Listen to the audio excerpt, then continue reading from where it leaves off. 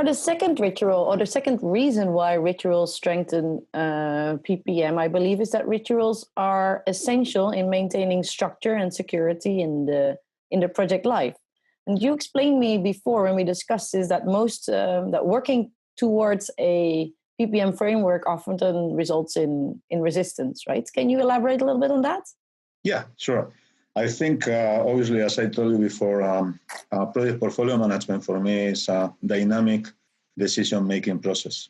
So I am trying to sell to executives this dynamic process in terms of, okay, well, every time you are making a decision about investing on this one or investing in that one, you are getting a commitment. So you are determined not only by you, but also from the organizational perspective. So the thing is just how to conduct or to drive, like when you are driving a car, driving all the portfolio management in the same way, in the same path together. So establishing some deadlines, some milestones. And for me, one of the main milestones is just how to, what type of projects or what type of initiatives do we have in our organization, and how to make a decision in order to set up or to establish this initiative will be converted into a project when this happens and that happens and this happens and so on and so forth. And getting that agreement is like everybody from different angles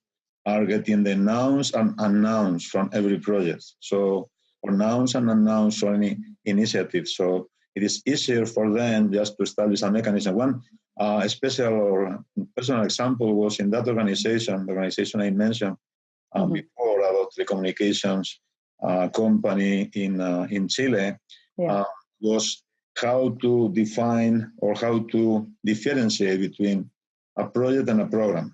And I needed to establish a mechanism, and we discussed it. And this type of mechanism was converted into a small tool. It was something like an Excel spreadsheet and graphical representation and so on. So those are the small steps that needs to be followed, So that's to create a structure and security in the project life, basically. Exactly, because they see results. I mean, the principle or the lessons, number one, learned by my point of view is you need to be able to get smaller and smaller but tangible results in front of the organization, because every manager, I mean, I was working with upper managers from strategic departments, and some of them were belonging to the committee, the steering committee or the board of directors.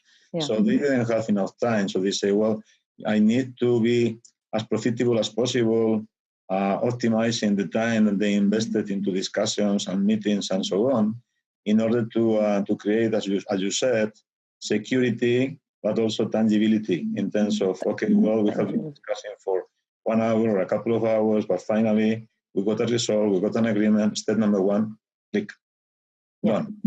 So, and that encourages people to enhance in working in the framework and continue the process. Absolutely. In fact, one of the best practices for me is just when something has been accomplished and this step has been agreed, I am not obliging, but suggesting, what about being presented by you, Mr. Manager X, in front of the rest of the managers in the meeting? So it is like the feeling like they are building up, all the steps to get it something together. And if I understand that correctly, you use little rituals to basically make people engaged and motivated and part of this process, right? Exactly. I That's think wonderful. Sometimes, I need to take care because I am very, very emotional. So sometimes, as you perfectly know, emotions can generate some problems or obstacles or challenges in front of people. But most of the time, one smile during the process and this type of personal approach was helping me. And expected, or not expected, but accepted. Accepted. Exactly. One of the things that were wonderful is that one of my objectives is for every session I need to at least achieve a very, very small deliverable. So the person who are attending the meeting can see, okay, well, we are not very, very slow. We are not very, very quick or very fast, but at least when we were discussing something, I have a piece of paper, a piece of document, or whatever to take away. So doesn't it make the entire PPM more human as well?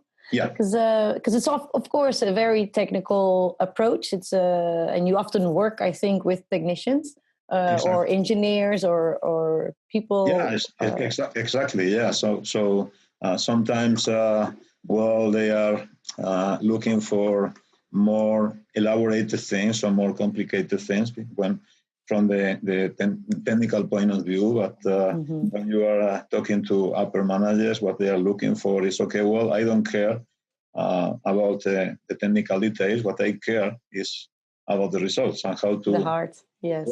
Yeah, and also how to sell internally the idea. So how to get the buy-in about. Yeah. It is exactly what they need or what we need, not just me for my organization, but also for the organization, for the enterprise as a whole.